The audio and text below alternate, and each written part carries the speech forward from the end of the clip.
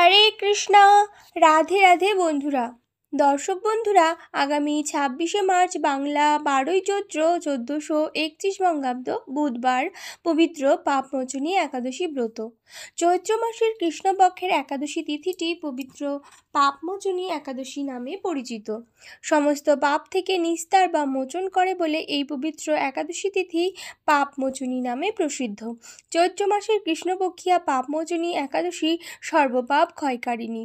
এই পবিত্র পাপমোচনী একাদশী ব্রত পালনকারীর পিশাচত্ব দূর হয়। কৃষ্ণপক্ষিয়া পাপমোচনী একাদশী ব্রতের প্রভাবে ব্যক্তির সমস্ত পাপ দূর হয়। তাই ভক্তি সহকারে এই পাপমোচনী একাদশী ব্রত পালন করা আমাদের সকলের জন্য অত্যন্ত গুরুত্বপূর্ণ। আজকের এই ভিডিওতে আমি পবিত্র পাপমোচনী একাদশী ব্রত মাহাত্ম্য ও সারা বিশ্বের পালনের সময়সূচি আপনাদের সাথে শেয়ার করব। রাধে রাধে দর্শক বন্ধুরা, আমি মিতা। আজকের এই ভিডিওতে আপনাদের স্বাগত জানাই। বন্ধুরা, আশা করি গোবিন্দের কৃপায় আপনারা সকলে খুব ভালো আছেন। বন্ধু, আপনি যদি এই চ্যানেলে নতুন হন তাহলে চ্যানেলটিকে সাবস্ক্রাইব করে পাশে থাকা বেল আইকনটি ক্লিক করে যাবেন। আর ভিডিওটি ভালো লাগলে লাইক করবেন আর কমেন্টে লিখবেন জয় রাধা গোবিন্দের জয়, এবং ভিডিওটি আপনার পরিচিত বন্ধু বান্ধব ও আত্মীয় স্বজনদের উদ্দেশ্যে শেয়ার করবেন এবং ভিডিওটি অবশ্যই শেষ পর্যন্ত দেখবেন। দর্শক বন্ধুরা, আপনারা যারা একাদশী ব্রত পালন করতে পারবেন না তাদের কাছে আমার বিনীত অনুরোধ, আপনারা কৃপা করে একবার হলেও এই মাহাত্ম্য কথা শ্রবণ করুন। একাদশী পালনের পুণ্যফল লাভ করতে পারবেন। পাপমোচনী একাদশী। যুধিষ্ঠির শ্রীকৃষ্ণকে বললেন, হে জনার্দন, চৈত্র মাসের কৃষ্ণপক্ষের একাদশীর নাম ও মাহাত্ম্য কৃপা করে আমাকে বলুন। শ্রীকৃষ্ণ বললেন, হে ধর্মরাজ যুধিষ্ঠির, আপনি ধর্ম বিষয়ক প্রশ্ন করেছেন। এই একাদশী সকল সুখের আধার, সিদ্ধি প্রদানকারী ও পরম মঙ্গলময়। সমস্ত পাপ থেকে নিস্তার বা মোচন করে বলে এই পবিত্র একাদশী তিথি পাপমোচনী নামে প্রসিদ্ধ। রাজা মান্ধাতা একবার লোমশ মুনিকে এই একাদশীর কথা জিজ্ঞাসা করেছিলেন। তার বর্ণিত সেই বিচিত্র উপাখ্যানটি আপনার কাছে বলছি, আপনি মনোযোগ দিয়ে তা শ্রবণ করুন। প্রাচীনকালে অতি মনোরম চৈত্ররাত পুষ্প উদ্যানে মুনিগণ বহু বছর ধরে তপস্যা করতেন। একসময় মেধাবী নামে এক ঋষিকুমার সেখানে তপস্যা করছিলেন। মঞ্জু ঘোষা নামে এক সুন্দরী অপ্সরা তাকে বশীভূত করতে চাইল, কিন্তু ঋষির অভিশাপের ভয়ে সে আশ্রমের 2 মাইল দূরে অবস্থান করতে লাগল। বীণা বাজিয়ে মধুর স্বরে সে গান করত। একদিন মঞ্জু ঘোষা মেধাবীকে দেখে কামবাণে পীড়িতা হয়ে পড়ে। এদিকে ঋষি মেধাবী অপ্সরা অনুপম সৌন্দর্য দেখে মুগ্ধ হন। তখন সেই অপ্সরা মুনিকে নানা হাব ভাব ও কটাক্ষ দ্বারা বশীভূত করে। ক্রমে কাম পরবশ মুনি সাধন ভজন বিসর্জন দিয়ে তার আরাধ্য দেবকে বিস্মিত হন। এইভাবে অপ্সরার সাথে কাম ক্রিয়ার মুনির বহু বছর অতিক্রান্ত হলো। মুনিকে আচারভ্রষ্ট দেখে সেই অপ্সরা দেবলোকে ফিরে যেতে মনস্থ করল। একদিন মঞ্জু ঘোষা মেধাবী মুনিকে বলতে লাগলো, হে প্রভু, এখন আমাকে নিজ গৃহে ফিরে যাবার অনুমতি প্রদান করুন। কিন্তু মেধাবী বললেন, হে সুন্দরী, তুমি তো এখন সন্ধ্যাকালে আমার কাছে এসেছো, প্রাতঃকাল পর্যন্ত আমার কাছ থেকে যেও। মুনির কথা শুনে অভিশাপে ভয়ে সেই অপ্সরা আরও কয়েক বছর তার সাথে বাস করলো। এইভাবে বছর অতিবাহিত হলো। দীর্ঘকাল অপ্সরার সহবাসে থাকলেও মেধাবীর কাছে তা অর্ধরাত্রি বলে মনে হলো। মঞ্জু ঘোষা পুনরায় নিজ স্থানে গমনের প্রার্থনা জানালে মুনি বললেন, এখন প্রাতঃকাল যতক্ষণ পর্যন্ত আমি সন্ধ্যা বন্দনা না সমাপ্ত করি ততক্ষণ পর্যন্ত তুমি এখানে থাকো। মুনির কথা শুনে ঈষৎ হেসে মঞ্জু ঘোষা তাকে বলল, হে মুনিবর, আমার সহবাসে আপনার যে কত বৎসর অতিবাহিত হয়েছে তা একবার বিচার করে দেখুন। এই কথা শুনে মুনি স্থির হয়ে চিন্তা করে দেখলেন যে তার 56 বৎসর অতিবাহিত হয়ে গেছে।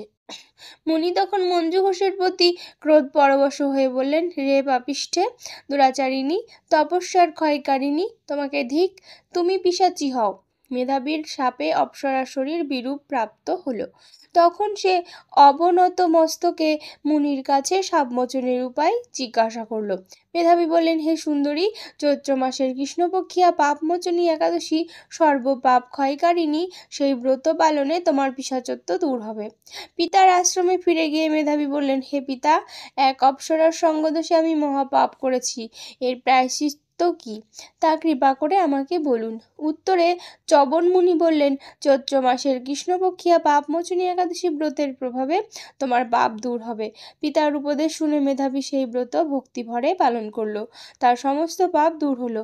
পুনরায় তিনি তপস্যার ফল লাভ করলেন। মঞ্জু ঘোষা ওই ব্রত পালনের ফলে পিশাচত্ব থেকে মুক্ত হয়ে দিব্য দেহে স্বর্গে গমন করল। হে মহারাজ, যারা এই পাপমোচনী একাদশী পালন করেন তাদের পূর্বকৃত সমস্ত পাপই ক্ষয় হয়। এই ব্রত কথা পাঠ ও শ্রবণে সহস্র গোদানের ফল লাভ হয়। এবার আমি পালনের সময়সূচি প্রদান করব। প্রথমে স্থান, মাঝখানে তারিখ এবং শেষে পালনের সময়সূচি। বাংলাদেশ 6টা 2 থেকে 9টা 55, পশ্চিমবঙ্গ 5টা 34 থেকে 9টা 39, দিল্লি 6টা 16 থেকে 10টা 23, বৃন্দাবন 6টা 15 থেকে 10টা 21, উত্তরপ্রদেশ 6টা 3 থেকে 10টা 9, মুম্বাই 6টা 36 থেকে 10টা 41, পুনে 6টা 32 থেকে 10টা 37, নাগপুর 6টা 11 থেকে 10টা 16, চেন্নাই 6টা 8 থেকে 10টা 12, ভুবনেশ্বর 5টা 44 থেকে 9টা 49, ঝাড়খণ্ড 5টা 45 থেকে 9টা 50, বিহার 5টা 43 থেকে 9টা 49, ছত্তিশগড় 5টা 59 থেকে 10টা 4, শিলং 5টা 19 থেকে 9টা 25, গৌহাটি 5টা 19 থেকে 9টা 25, আগরতলা 5টা 22 থেকে 9টা 27, মিজোরাম 5টা 15 থেকে 9টা 20, মণিপুর 5টা 10 থেকে 9টা 16, নাগাল্যান্ড 5টা 8 থেকে 9টা 14, অরুণাচল প্রদেশ 5টা 12 থেকে 9টা 19, সিকিম 5টা 32 থেকে 9টা 38, উত্তরাখণ্ড 6টা 8 থেকে 10টা 15, হিমাচল প্রদেশ 6টা 15 থেকে 10টা 23, পাঞ্জাব 6টা 23 থেকে 10টা 30, হরিয়ানা 6টা 20 থেকে 10টা 26, রাজস্থান 6টা 31 থেকে 10টা 37, গুজরাট 6টা 40 থেকে 10টা 45, মধ্যপ্রদেশ 6টা 13 থেকে 10টা 18, হায়দ্রাবাদ 6টা 14 থেকে 10টা 19, বিশাখাপত্তনম 5টা 55 থেকে 10টা, গোয়া 6টা 32 থেকে 10টা 37, ব্যাঙ্গালোর 6টা 19 থেকে 10টা 23, কেরালা 6টা 24 থেকে 10টা 27, জম্মু 6টা 25 থেকে 10টা 32, আন্দামান 5টা 19 থেকে 9টা 22, নেপাল 5টা 59 থেকে 10টা 6, ভুটান 5টা 57 থেকে 10টা 3, শ্রীলঙ্কা 6টা 11 থেকে 10টা 14, মালদ্বীপ 6টা 7 থেকে 10টা 9, মায়ানমার 6টা 3 থেকে 10টা 8, পাকিস্তান 6টা 2 থেকে 10টা 9, মালয়েশিয়া 7টা 14 থেকে 11টা 17, সিঙ্গাপুর 7টা 6 থেকে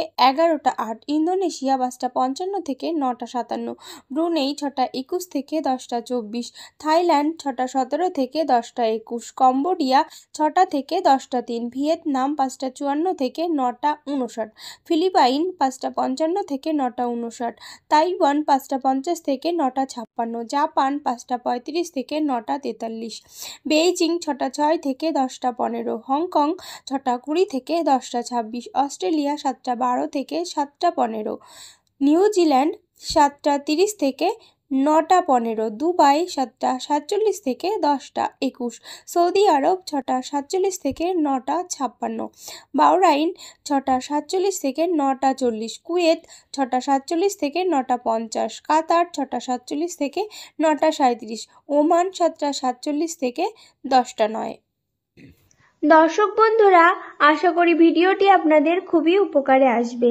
আর ভিডিওটি ভালো লাগলে লাইক করবেন আর কমেন্টে লিখবেন জয় রাধা গোবিন্দের জয়, এবং ভিডিওটি আপনার পরিচিত বন্ধু বান্ধব ও আত্মীয় স্বজনদের উদ্দেশ্যে শেয়ার করবেন। সকলেই ভালো থাকুন এবং সুস্থ থাকুন, এই কামনা রেখে আজকে এখানেই শেষ করলাম। নমস্কার, ধন্যবাদ। ঈশ্বর আপনার মঙ্গল করুক। জয় শ্রীকৃষ্ণ, রাধে রাধে।